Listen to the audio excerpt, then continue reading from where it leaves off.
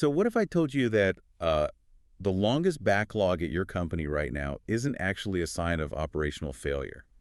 Like, what if it's a deliberate psychological coping mechanism designed by your own management team? Yeah, I mean, it is a pretty controversial premise when you hear it like that. But when you actually look at the structural reality of most organizations, it's undeniably accurate. Right. So think about your own workplace for a second. You're at your desk and you notice a queue forming. Yeah, and it could be anything. Exactly. Maybe it's a literal physical stack of like manufactured components sitting on a pallet waiting for a quality inspection. Or, I mean, much more likely for a lot of you listening, it's a digital backlog, right? No, absolutely. The Like, dreaded digital queue. yeah, it's that massive Jira board of unresolved support tickets. Mhm. Or, an inbox that's just overflowing with invoices awaiting financial approval. Or a list of strategic decisions just sitting there, Right. right? Waiting for someone senior enough to forward them to someone, even more senior. Yes. And we all know exactly what happens next in that scenario. The organizational immune system kicks in, but not in a way that actually cures the disease. Right, exactly. First, someone looks at that queue and immediately asks for more headcount. Naturally. But when the budget for headcount is denied, well, someone creates a tracker. And that tracker gets a designated owner, right? Yep. And the owner gets an automated weekly reminder to update the tracker. And eventually, I mean, we've all been here, someone in leadership schedules a mandatory cross-functional queue reduction meeting. Which is just, it's so ironic because it requires every single person who could actually be doing the work to stop what they're doing. Right. They have to stop and sit in a conference room for an hour. It And the queue just waits patiently for the meeting to finish. just sits there. Yeah, the backlog finally receives one uninterrupted hour to just, grow. It is a remarkably universal experience. It really is. I mean, we see this exact sequence of events in heavy manufacturing. We see it in agile software development sprints. Cold care administration too, right? Right. Oh, everywhere. The waiting itself stops being an anomaly, and it actually becomes part of the organizational architecture. Okay, let's unpack this because that is exactly what we are tearing apart today. We are going to completely reframe your thinking. We really need to. Because what if that queue is not merely work waiting to be completed? What if it is, in fact, the most valuable piece of evidence you have about how your system actually behaves? That is the big question. Yeah, and that's the core mission of our deep dive today. We're unpacking this phenomenal piece of source material called Field Note number 007. Every queue is trying to teach you something. And we'll be cross-referencing it with, foundational research in queuing theory, operations management, and systems thinking. Exactly. Because our goal today is to help you stop treating every backlog as a political inconvenience that needs to be hidden, right? And begin treating it as an operational sentence that demands to be investigated. Yeah, but before we dive right into the mechanics of this, I think we need to establish the foundational rule for this entire analysis. Oh yeah, go for it. So the purpose of this discussion, and really the purpose of the source material itself, is to drastically improve your observation of systems. Right. We are not here to distribute a universal, one-size-fits-all diagnosis for why you, specifically, are so busy. Because a queue doesn't just hand you the answer, does it? No, not at all. A queue does not automatically identify the precise root cause of the delay, but what it does do, with absolute unblinking certainty, is provide you with visible, unfinished truth. Visible, unfinished truth. I love that. Right. The queue points to exactly where you need to start asking structural questions. Okay, but before we can clear a queue, or even properly investigate one, we have to actually define what a queue is. Like in a strict operational sense. Yeah, we have to move past the emotion of it. Exactly. I think we need to move past the emotional frustration of, waiting. Because waiting is a feeling, right? A queue is a mechanism. So let's unpack the anatomy of a queue. When we look at a backlog, whether it's a line of cars at a drive-through or a stack of unread emails, what are we actually looking at? Well, if we strip away the emotion and just look at the authoritative sources on queuing theory, we have to examine any system through 6 definitive components. 6 components, okay. Yeah, and if you don't understand how these 6 elements interact, you really cannot understand why your queue exists. So the first component is arrivals. Arrivals. So Yeah. that's just how work enters the system. Basically, yeah. But reading through the sources, this is actually where a lot of the initial misunderstanding happens. Really?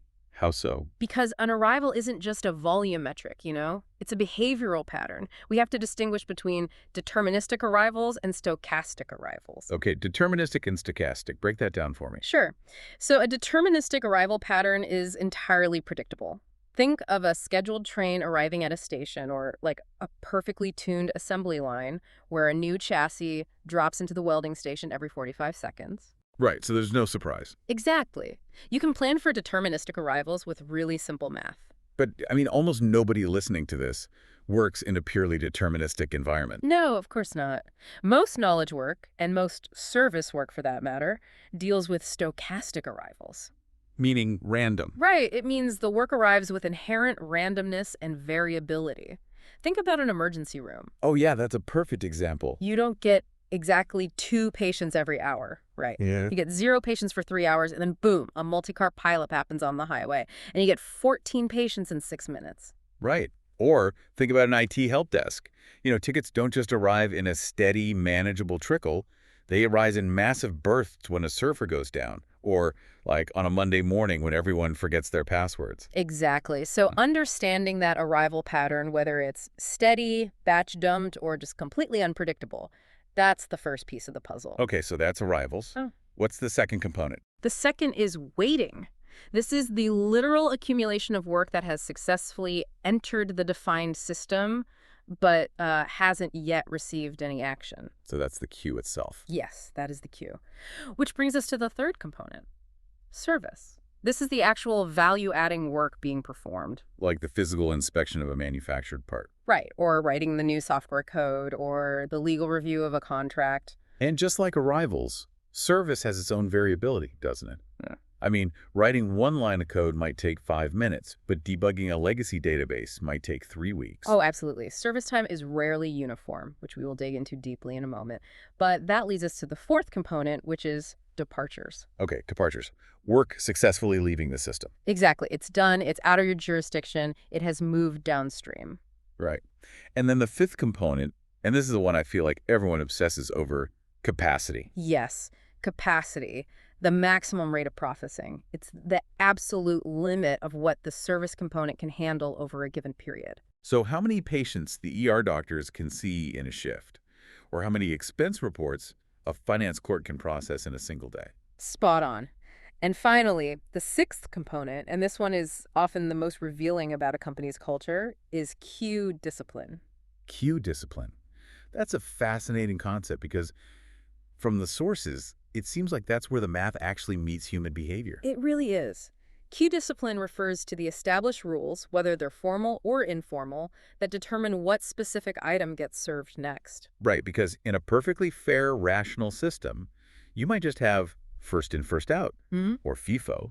You take a number at the deli counter, and whoever took the first number gets their sandwich first. Exactly. But in the corporate world, queue discipline gets chaotic. It absolutely does. Aww. I mean, you might have triage, like in the emergency room, where severity dictates the order. Right. Or you might have shortest processing time first, which is highly common. Oh, where a worker clears out all the easy, like 5-minute tasks just to make their dashboard look good. Yes.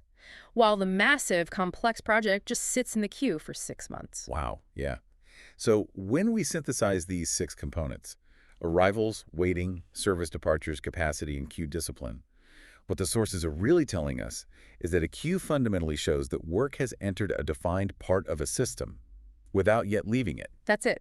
Demand and the ability to respond have met in real time, and they are mathematically misaligned. Okay, I have to step in here and play the role of the skeptical listener for a second. Bring it on. Because if I'm a middle manager and I'm staring down a backlog of like 500 unresolved customer complaints, I honestly do not care about the sociology of queue discipline, right?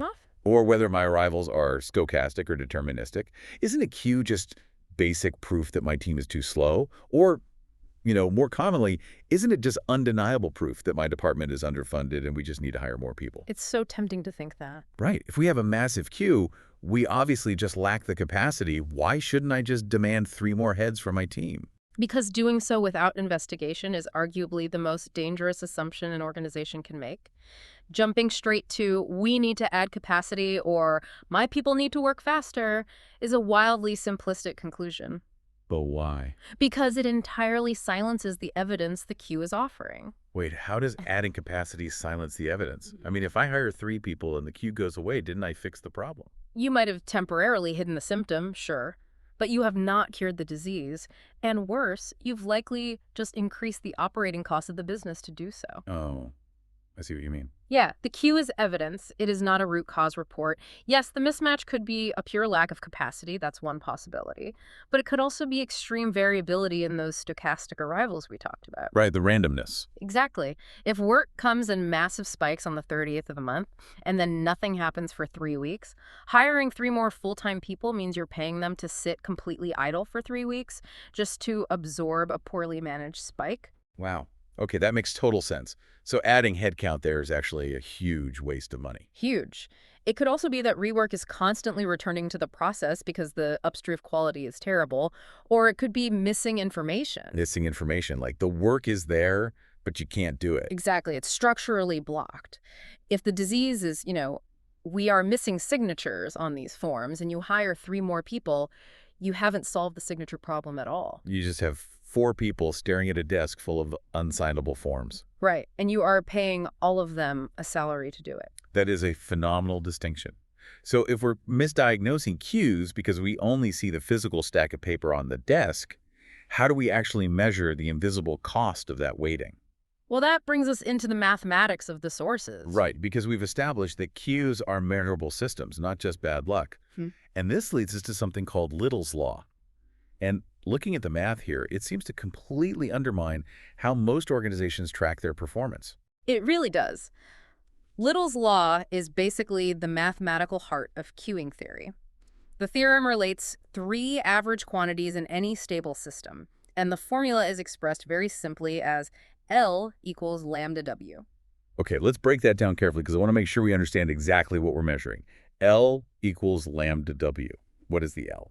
L represents the average number of items in the defined system. It is the physical or digital quantity of the work in progress. It's literally the size of the stack on the desk. Got it. L is the inventory, the amount of stuff, and the lambda. Lambda is the average arrival rate, which, in a stable system is also your average throughput rate. It's the velocity of the system, how fast items are entering and eventually leaving over time. Okay. And the W? W is the average time an item spends in the system, so the total duration from the exact moment of arrival to the exact moment of departure. So let's ground this in a real-world scenario from the sources, just to make it stick. Imagine you're a procurement officer processing vendor contracts. Okay, good example. L is the physical number of contracts sitting on your desk. Let's say there are 50 contracts piled up. Right. Lambda is the rate at which you process them. Let's say you finalize 10 contracts per week. Using Little's law, L equals lambda W, you can instantly determine WK. Exactly. 50 contracts in the system, divided by a throughput of 10 contracts a week, mathematically guarantees that the average contract has been waiting in your system for 5 weeks. 5 weeks, wow. The mathematics just prove that accumulated work, system throughput, and experience time are inextricably linked. You cannot change one without impacting the others. It's a law for a reason. But the sources issue a massive warning here, right? About the word average. We can't just run that simple division problem and think we've solved the business. Right. Why do averages lie to us when we're dealing with cues? Well, this is where we have to really elevate our understanding of operations, and it connects right back to that idea of stochastic variability we mentioned. The randomness again. Exactly. Little's law applies to long-term averages in a stable system, but it requires extreme care when applied to exact finite measurements in a highly variable environment. Right, because it describes the relationships, but it doesn't diagnose the volatility. Exactly. Like if I process 10 contracts on Monday and 0 contracts on Tuesday, Wednesday, Thursday, and Friday, my average is still 10 a week. But the actual experience of a contract arriving on Tuesday is an absolute disaster. Precisely. And this introduces a critical concept in the sources regarding the mathematics of variability, which is often formalized in what's known as Kingman's formula, or the VUT equation. Okay, let's unpack the VUT equation, because this explains the utilization paradox that drives so many workers crazy, doesn't it? What's fascinating here is that Kingman's formula proves that wait time in a queue is driven by 3 factors: variability, which is V, utilization, which is U, and time, which is T, specifically the service time. Okay, V, U, and T. Right. And what the mathematics prove is that as your system utilization gets closer and closer to 100%, your queue time does not just increase linearly. It increases exponentially toward infinity. Toward infinity. This is massive. Okay, let's translate this into the highway analogy from the sources, because I think that makes the math super visible. It is the perfect analogy, honestly. So imagine a highway at 50% capacity. There's plenty of space between cars, right? Lots of room. If one driver taps their brakes because, they dropped their coffee, which is an introduction of variability, the car behind them has enough space to absorb that variation. The overall traffic flow doesn't change at all. But what happens when management demands maximum efficiency? When management demands maximum efficiency, they push the highway to 99% utilization, bumper to bumper. Now, there is zero space in the system. So if that exact same driver taps their brakes, the car behind them slams on their brakes, and the car behind them stops completely, you instantly create a phantom traffic jam, a massive queue that can last for hours, entirely because a highly utilized system mathematically cannot absorb variation. This completely destroys the corporate obsession with 100% resource utilization, doesn't it? It shatters it. I mean, if a manager walks the floor and sees an employee sitting idle for 10 minutes, they view that as waste. They view that as a failure of management, so they load that employee up with more tasks until they are 99% utilized. Exactly. But what you were saying mathematically is that by pushing that employee to 99% capacity, the manager has actually guaranteed that the very next unexpected problem will create a massive exponential backlog. That is exactly what the math proves. Running a system at 99% capacity with any degree of variability is a mathematical disaster for queue times, especially compared to a system running at, say, 80 or 85% capacity. As the idle time isn't waste. No. The slack in the system is not waste. It is the shock absorber for variability. The slack is the shock absorber. Yeah. That is a profound insight. And I think this leads to the human element that the sources highlight so beautifully. Because of Little's law, there is a fundamental disconnect in how the organization and the customer view the exact same system. There's a massive disconnect. The organization looks at L. They look at the inventory. They see a spreadsheet with 50 rows or a literal stack of paper. But the customer experiences W. The customer experiences time. And that disconnect is where all the friction lives. The organization is busy managing the quantity of inventory, while the customer endures the pure agony of the delay. The sources outline this so powerfully, because an item waiting in a system isn't just a numerical value on a manager's dashboard. It eventually becomes a delayed delivery. It becomes a postponed medical diagnosis. Right, an interrupted repair. Late feedback, deferred payment, unresolved uncertainty. I mean, think about the last time you, the listener, were the customer waiting on the phone. You were experiencing W. You were the customer who knew the hold music well enough to detect when the company brought in a new arrangement. We've all been there. And because that visible waiting is deeply uncomfortable for managers and leaders to look at because, let's face it, it represents a failure to serve the customer, organizations often respond in highly irrational ways. Which leads us to the sociology and psychology of how organizations actually manage, or rather hide, these queues. Yes. Because if a queue causes so much delay, so much pain for the customer, and mathematically points to a systemic flaw, why do organizations allow them to persist for years? I want to move away from the math for a second and talk about the absolute absurdity of operational cosmetics.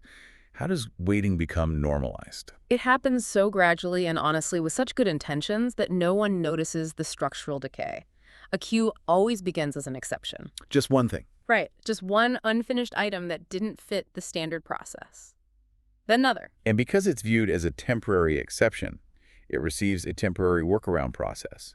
And in the corporate world, what does a temporary workaround process immediately get? It gets a spreadsheet. Always. It gets a spreadsheet. And the spreadsheet gets color coding, it gets pivot tables, and within a few months, the organization understands the formatting of the queue considerably better than they understand its root cause. That is so true. The work itself remains refreshingly undisturbed, Yeah. but the reporting on the work becomes pristine. Pristine. It's a perfect illusion. It's like painting over rust on a bridge, isn't it? The manager wants the bridge to pass the visual inspection, so they put a fresh coat of high-gloss paint right over the corrosion. The dashboard looks fantastic. The weekly report looks polished. But underneath it all, Right, underneath that fresh paint, the load-bearing capacity of the system is quietly degrading. We aren't fixing the bridge. We are just making the decay more aesthetically pleasing. if we connect this to the bigger picture, That is a perfect description of operational cosmetics. It is excellent coverage with incredibly limited treatment. I have to highlight some of the observational humor from the sources here, because it is just too real for anyone who has worked in a large organization. Oh, please do. You have these temporary taped floor markings in factories or warehouses holding overflow inventory. And those temporary markings have excellent permanence. I mean, they've been there for 3 years. Temporary forever. Right. Or you have a tracker that is always updated with admirable punctuality every Friday at 4:00 p.m., even when the actual process hasn't progressed a single inch. Status unchanged. Exactly. Or, my personal favorite, moving a digital backlog from the pending column to the under review column. Oh, that's a classic. Nothing has actually progressed. The work hasn't been evaluated. But the backlog is enjoying the change of scenery. The dashboard looks much more energetic. It's hilarious, but it's tragic too. Because visible waiting is a political liability, the organization attacks the visibility of the queue rather than its cause. And eventually, removing the workaround suddenly feels more dangerous than preserving the problem. Because the workaround has become normal operations. Exactly. The spreadsheet has become load-bearing. The spreadsheet becomes the job. And as these queues grow and become a permanent part of the architecture, something insidious happens to that sixth component we talked about earlier, queue discipline. When a queue becomes overwhelming, organizations inevitably create more priority labels. Right. And this is where the formal system entirely collapses into the informal system of power. Explain that. Well, when high priority becomes too crowded, a new category called priority critical magically appears. Naturally. And when that gets crowded, we invent code red. And soon, every single item in the queue is urgent. And when everything becomes urgent, the organization has successfully eliminated prioritization while completely retaining the priority column on the tracker. You have the column, you have the bright red label, but mathematically it means absolutely nothing. Exactly nothing. And when formal prioritization breaks down because everything is labeled urgent, sequencing moves entirely into the informal system of workplace politics. Who gets served next is no longer about operational logic, throughput efficiency, or customer value. It is purely about leverage. Okay, let's unpack the mechanics of this informal system of power, because this is exactly how middle managers survive broken systems. When the queue is massive and the formal discipline is dead, who gets their work done? It is the person who escalates the most aggressively. Right. Is the person who has the greatest visibility with leadership, is the person who plays golf with the director of the processing department, or, and this is the most accurate depiction of modern corporate life I've read all week, it is the person who can add the most senior name to the CC line of an email thread without technically appearing threatening. Ah, yes, the subtle CC of the vice president. Exactly. It's a passive-aggressive art form. You don't directly threaten anyone. You just reply to the delay and say, just looping in Sarah for visibility on this delay. And Sarah's the VP. And suddenly, miraculously, that item jumps to the front of the 500-item queue. It's magic. But this proves our central thesis, doesn't it? The queue is no longer teaching us only about capacity or variation. It is explicitly teaching us about organizational power structures. Urgent simply becomes a queue discipline wearing formal clothes. Wow. A system without rigid, defended queue discipline will inevitably be governed by whoever wields the most political capital. Which brings us to a really profound paradox. If the trackers are punctually updated, the statuses are renamed to under review, the labels are all glowing red with urgency, and VPs are being CC'd left and right, it certainly looks like work is happening. Oh, it looks very impressive. The office is buzzing, everyone is stressed, everyone is moving fast. But looking busy is absolutely not the same as moving work across the finish line. And this is what the sources identify as the illusion of progress. There is a stark, mathematically measurable difference between local activity and completed flow, between movement and progress, between resource utilization and actual customer value. Here's where it gets really interesting and honestly a bit counterintuitive.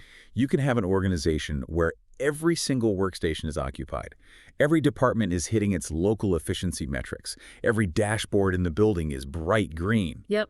And yet, the customer can still be waiting weeks for an outcome. How is it physically possible for everyone to be hitting their targets while the system as a whole is completely stalled? It happens because a workstation experiences its own local activity, but the Hmm. customer only experiences the entire connected system. This requires us to really understand the difference between resource efficiency and flow efficiency. Okay, break that down for us. Resource efficiency versus flow efficiency. Imagine a software deployment pipeline or, a physical manufacturing line. Station A is processing their part of the work at lightning speed. Their local resource efficiency is 99.8%. Wow. Okay. The operator is incredibly busy, the machine is humming, and the manager is thrilled.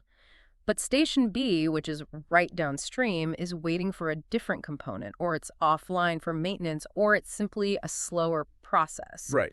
So all of the output from Station A just piles up as a massive queue right in front of Station B. So Station A achieved its metric. Station A achieved incredible local activity and high utilization. They look fantastic on paper, but the rate at which fully finished products actually reach the customer is zero. Zero. Because You it's know, all just sitting at Station B. Exactly. Movement is not completion. Just because you are picking up a box and moving it from one side of the warehouse to the other doesn't mean the box has been shipped to the client. Just because you are forwarding an email rapidly doesn't mean a strategic decision has been made. As the source Riley notes, it just creates encouraging visual momentum. Encouraging visual momentum. I love that phrase. Activity tells us that work occurred. Flow tells us that something was actually completed. And this is why local improvements can be so misleading, Yeah. right? And sometimes outright destructive. Very destructive. Yeah. If you invest capital to improve an activity that does not govern the overall flow of the system, say buying a faster machine for Station A when Station B is the system bottleneck, Yep. you do not get more completed work out the door. Where do you get? You just get more movement, vastly more inventory piled up in front of Station B, and considerably more false confidence without actually delivering to the customer a single minute faster. You literally just sped up the rate at which you generate a queue. Exactly. I have to share this beautiful irony from the sources, which highlights this exact dysfunction. Picture a corporate meeting devoted entirely to improving system flow. The whole agenda is about getting things moving faster. And the meeting begins 10 minutes late because the previous meeting overran. It perfectly encapsulates the problem. The local activity of the first meeting destroyed the flow of the second meeting. It really does. But I want to make something very clear to you, the listener, right now. Yeah. If you are that busy frontline person working at Station A, sweating through your shirt to keep your local dashboard green, this is not personal blame. No, not at all. The sources do not imply that busy, stressed people are personally responsible for bad system design. You are doing exactly what the metrics ask of you. This is a structural issue designed by management. That is a vital distinction. The workforce is operating rationally within the irrational boundaries they have been given. The failure is in how the system is observed and designed by leadership. Right. Which brings us to the key takeaway of this section, a concept that completely redefines operational tracking. The dashboard describes the station, but the queue describes the system. The dashboard describes the station. The queue describes the system. That is a sentiment you should write on a sticky note and put on your monitor. Really, you should. The dashboard tells you how busy the operator is. The queue tells you what the system has structurally failed to complete. If you internalize that, you stop trying to manage the dashboard and you start managing the flow. Exactly. So if we stop trying to hide the queue with operational cosmetics, if we stop painting over the rust, and if we stop just pedaling faster to look busy, we have to start actually listening to what the queue is reporting. Right. If the queue is evidence, how do we cross-examine it? Well, this is where we move from theory into structural diagnosis. The sources frame 8 distinct possibilities for why a queue forms. And it is absolutely crucial that we frame these as investigative questions rather than jumping to absolute diagnoses. Because the queue doesn't just hand you the answer. Exactly. As we established, a queue doesn't automatically print out a label identifying which of these explanations is correct. But it points to exactly where the investigation must begin. I want to group these 8 reasons into themes rather than just listing them off one by one, because they really tell a story about how systems break down. Good idea. Let's start with the physics of flow. The first group of questions deals with raw mathematics and connectivity. Okay, so the first question in this category is the most obvious. Is work arriving faster than it can presently be served? Right. This is the classic absolute capacity constraint. If 10 items reliably arrive every single hour, and the theoretical maximum the system can process is 8 items an hour, a queue is mathematically guaranteed to form, and it will grow infinitely until demand drops or capacity physically increases. That's the simple math. But the second question in this physics group is where it gets tricky. Is service time highly variable? Right. This is the VUT equation we discussed earlier. This raises an important question because maybe your average capacity perfectly matches your average demand. Okay. But if one item takes 5 minutes and the next item takes 3 hours because it is exceptionally complex or requires special compliance handling, that variation destroys flow. Because it blocks everything behind it. Exactly. The queue forms directly behind the difficult item, starving all the downstream processes, even if the overall average capacity seems completely adequate on a spreadsheet. It's exactly like getting stuck in line at the grocery store behind the person with 50 expired coupons and a complex price dispute. Yes.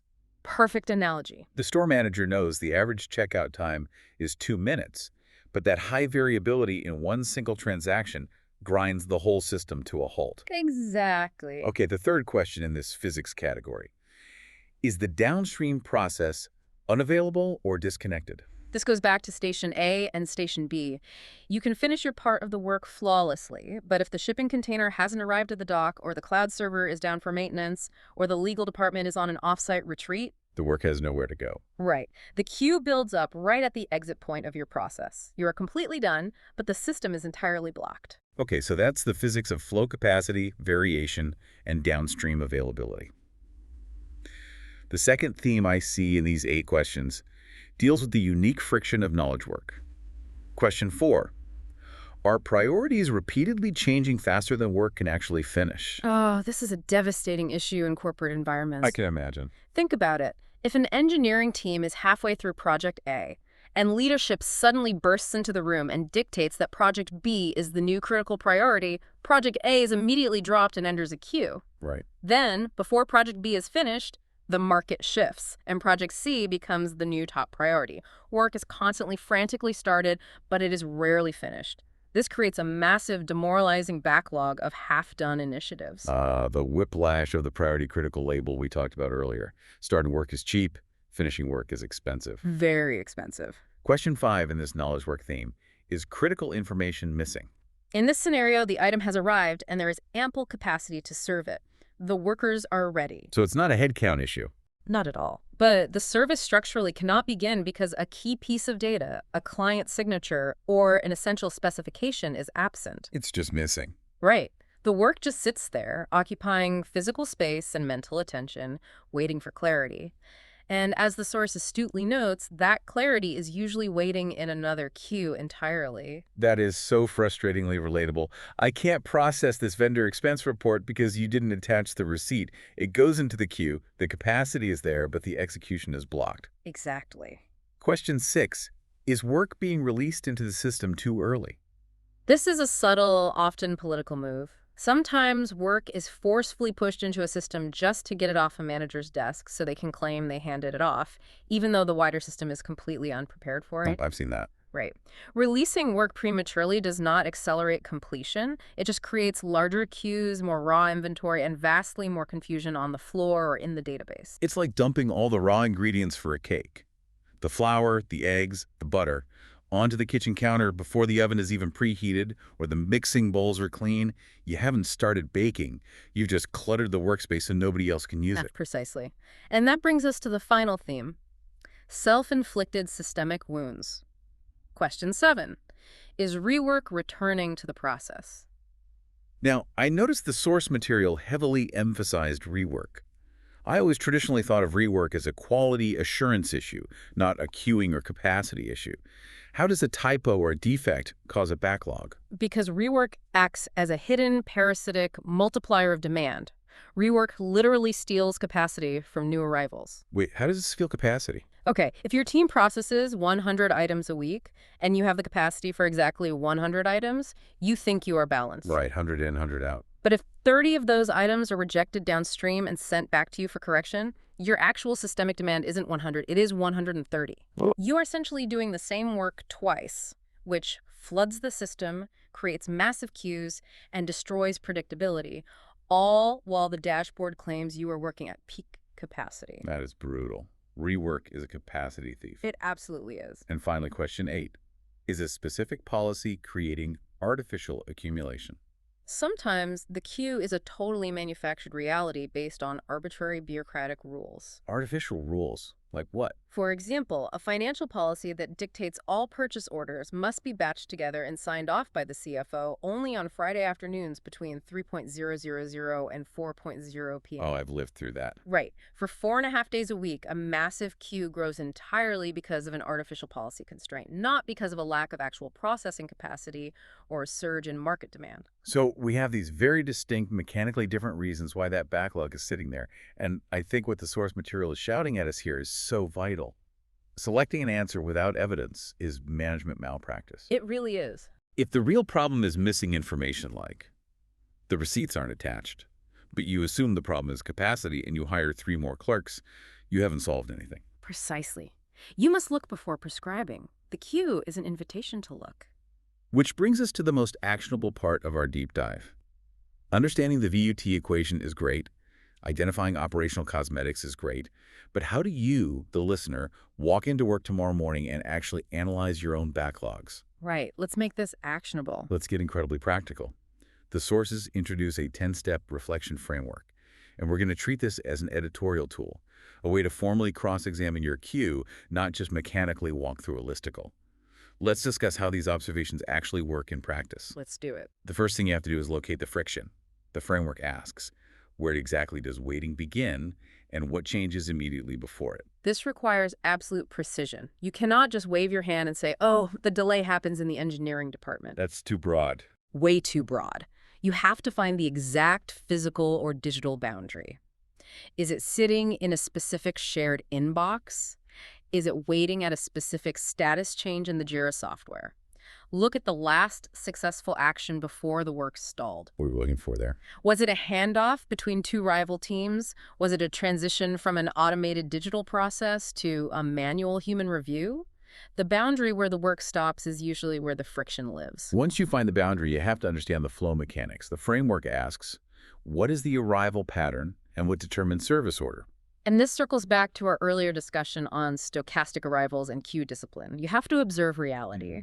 Does the work arrive in a steady, manageable trickle, or does a massive batch get dumped on your team at 4:55 p.m. on the last Friday of the financial quarter? Right, because your arrival pattern dictates how you must flexibly structure your capacity. Exactly. And then you have to ruthlessly observe how items are selected for work. Is it really FIFO, or is it based on the informal power system? Is the loudest vice president dictating the workflow? You have to follow the trail of work. The next part of the observation is segmenting the queue. The framework asks, what is waiting for capacity? What is waiting for information? What is waiting for approval? And which work is returning for correction? This is where you dismantle the monolithic idea of a backlog. They all look like identical waiting items on a dashboard, but they are waiting for fundamentally different structural reasons. You must categorize the delay. Right, break it down. If 80% of your queue is waiting for an executive signature, you don't have a worker capacity problem. You have an executive bottleneck problem. That's a huge difference. Huge. If 40% of the queue is work that has been here before, you have a massive rework loop that needs root cause quality analysis. This next question from the framework is a profound question of organizational empathy and system design.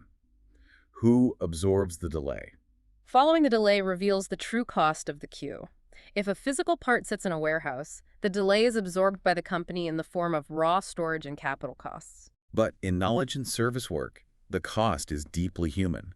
Is the delay absorbed by the frontline worker in the form of massive overtime burnout and stress? Or is it absorbed by the customer in the form of a postponed medical diagnosis, a missed flight, or a failing business? That shifts it from a math problem to a moral problem. Who is paying the price for the poorly designed system? And speaking of design, you have to look at the incentives. The framework asks, what behavior does the current metric encourage? We discuss this with the illusion of progress. Are your metrics rewarding frantic busyness over system completion? Like the coder example. Exactly. If you reward a software developer purely for writing lines of code, they will write thousands of lines of code, even if it piles up as a massive queue waiting for the solitary testing engineer. The metric invariably drives the behavior that creates the queue. And finally, the observation framework demands proof. What happens downstream when this queue grows? And what evidence would distinguish one explanation from another? Queues have cascading effects. Does the next department starve for work? Does the frustrated customer start calling the support line to ask where their order is, thereby creating a second queue of support tickets that overwhelms a totally different department? You have to map the cascade. It do. And then you need evidence. If you hypothesize that it's a capacity problem, what specific data would prove it? If you hypothesize that it's a missing information problem, what data would prove that? You need evidence to differentiate between the 8 possibilities we discussed earlier. So what does this all mean for you? It means you need to physically or digitally walk the queue. Don't just sit in a conference room and look at a sanitized dashboard. No, you have to go look at the spaces before and after the busiest object in your system. Look for the unresolved support tickets, the components gathering dust awaiting inspection, the vital strategic documents sitting in the senior VP's inbox awaiting a signature. You have to look at operational reality, not just the reporting of reality. And remember, these observational questions are not designed to delay action. They are designed to prevent local activity from impersonating systemic improvement. Right. Because as we have seen with operational cosmetics, you can create a tremendous amount of activity moving things to new columns, generating beautiful pivot tables, scheduling more meetings, without ever actually improving the flow of the system. We have covered a massive amount of ground today. We have defined the strict operational anatomy of a queue. We have done the math with Little's Law and the VUT equation, proving that 99% utilization is a trap. A huge trap. We have exposed the absurdity of operational cosmetics and painting over rust. And we have given you a rigorous framework to cross-examine your own backlogs. To synthesize all of this, a queue can be relocated without being resolved. It can be renamed without being reduced. Work can move dynamically without progressing an inch. But if you stop silencing the evidence? Exactly. If you stop just slapping an urgent label on everything and ceasing the VP, you can fundamentally fix the flow of your work. Which leaves us with a final, slightly provocative thought to consider. Throughout this entire deep dive, we have operated on the assumption that queues are purely accidents of inefficiency or poor systemic design. But perhaps they are not. Wait, what do you mean? Perhaps the oldest queue in your organization persists because it performs an unstated hidden function. A hidden function? Like what? No. Why would management intentionally keep a queue alive? Think about the sociology of the workplace. Perhaps that massive queue acts as a buffer that protects a highly constrained, valuable resource like a specialized engineering team from being totally overwhelmed by chaotic market demands. Oh, wow. Hadn't thought of that. Perhaps it absorbs massive stochastic variation so the rest of the company can work smoothly. Perhaps it silently conceals massive amounts of upstream rework that a certain department director does not want the CEO to see. Okay, that is fascinating. Or perhaps, most commonly, that queue exists because it postpones a difficult, politically sensitive choice that nobody in the organization actually wants to make openly. It is vastly easier to let a controversial project sit in a queue labeled under review for 18 months than to officially reject it and deal with the political fallout. So the queue isn't a failure at all. It's a structural coping mechanism for the organization's inability to make a decision. Exactly. The ultimate answer requires you to gather the evidence. But the sheer age of the queue makes the question unavoidable. That is an incredible insight to end on. So I want you to reflect on your own workplace right now. Think about the physical space of your office or warehouse, or look at your project management software on your screen. What is the oldest queue in your work? Not necessarily the longest one or the loudest one. The one everyone has simply stopped finding unusual. Exactly. The one you just walk around or scroll past every single day without thinking. What might it be trying to tell you? The queue is not waiting. It is reporting.